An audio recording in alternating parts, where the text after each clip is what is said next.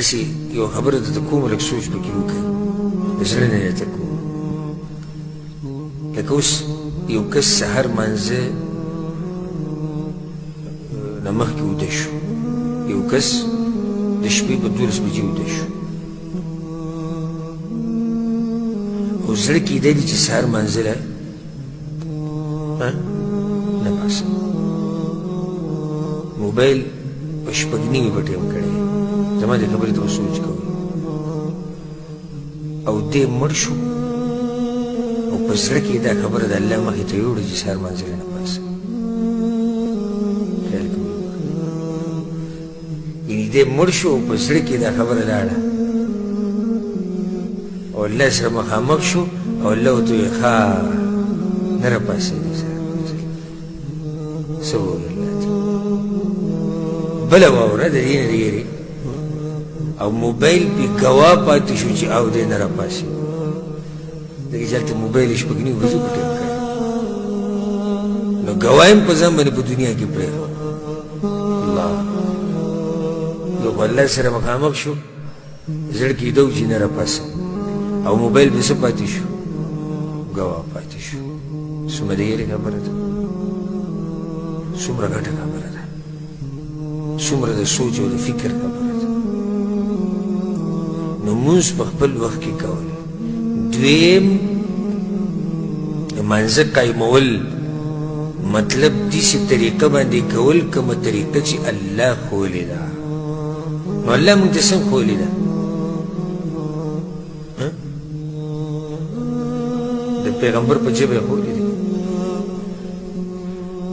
قرآن کې صرف دا ویلي دي الله چې څه وکئ مونځ وکئ اقیموا الصلاة یو ځکه الله دا ښوولي دي چې د مونځونو څو رکعتونه یي نه دي ښوولي قرآن کې قرآن کې دا شته چې ماښام مونځ 3 رکعته دی مازدیګر 4 دی نشته دا شته چې مونځ په څه طریقه کې نه تا ته دا وایي مونځ وکړه نو یا الله نو تفصیل وي تفصیل د پیغمبر نه واله تفصیل د پیغمبر نه واله دا پیغمبر الله ولې رالېږلی خو دې دپاره رالېږلی چې قرآن واضح کړي نو د قرآن د وضاحت په ضمن کې د پیغمبر د منځه مسلې بیان کړي دي که نه وه مطلب دا شو چې مونځ چې کوم به کې هغه به محمدي مونځ وي کوم مونځ وی محمدي محمدي څه معنی د محمد ابن عبدالله صلی الله علیه وسلم په طریقه دا نه چې دا حنفي مونځ دی او دا مالکی دی او دا شافعي او دا حنبلي دا نږدې وخته پورې دا فتنه وه په حرم کې څو مصلي وي 4 الله دې د ملک عبدالعزیز په قبر باندې د رحمتونو باران راووري چې کله دغه علاقې قبضه کړي که نو حرم ته ورغی داسې دا ته اوس څه کیسې جوړې کړي یو رب یو کعبه یو قرآن یو پیغمبر او 4 هم دلته امامان جوړ کړي 4 مصلي سبا نه به یو امام یو او ټول به شاته ولاړ د نرز یو او د اوسه پورې څوک دې وړه کېږي د پیغمبر په طریقه به مونځ کېږي او ټول به شاته ودرېږي دا نږدې وخته پورې دا فتنه وګورئ چې سړی به حرم ته ورغی او موږ لیدلي نه ده اوس موږ ته لکه نه محسوسېږي چې موږ څومره اوچت نعمت کې یو دا خو په هغه ټیم خلکو ته محسوسه شوه بیا بلکې چې هلته خو هغوی هغه خبره هم څه کلې وه نو چې ته به ورننوتې حرم ته ناول خو به دې ځای کتو خپل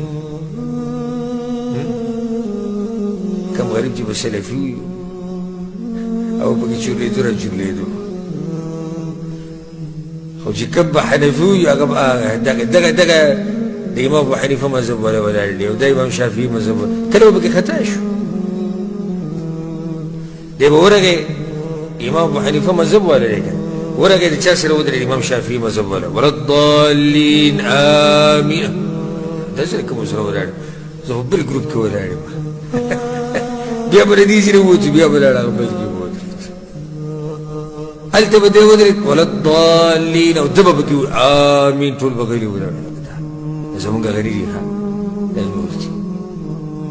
امام مالک مذهب والا الله اکبر لاسونه به پکې سیدې نیولي چا به پکې لاسونه په سینه کې دا بل دغه دی نو هغه طریقه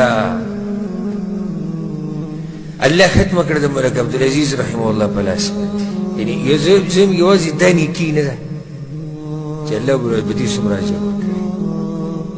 چې ټول مسلمانان یو کړو یو امام او شاته به ودرېږي نو مونځ به کې خو کوم مونځ به کې محمدي مونځ به کې محمدي مانځه مطلب د پیغمبر صلی الله علیه وسلم په طریقه باندې درېیمه خبره پکې دا ده یو خو مونځ په خپل وخت کې یو به په طریقه د چا کې